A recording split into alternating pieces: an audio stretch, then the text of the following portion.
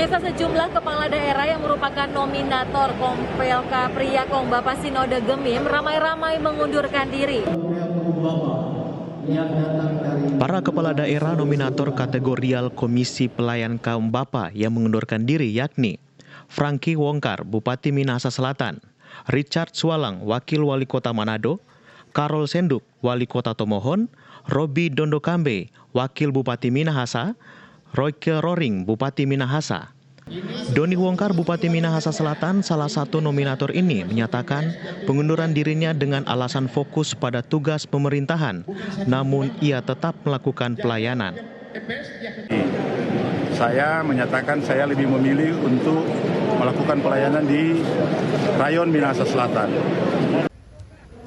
Dari 5 nominator terdiri dari para kepala daerah ini, ada 5 nominator lainnya yaitu Roland Ruru, Frankin Tamar, Edwin Roring, Henry Walukau, dan John Lee Tamakan juga mengundurkan diri secara ramai-ramai dari pemilihan.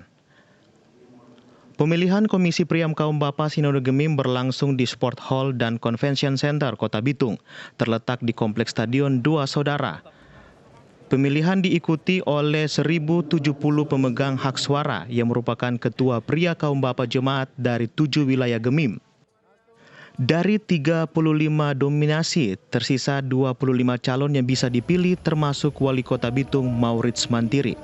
Tim Liputan Kawanua TV.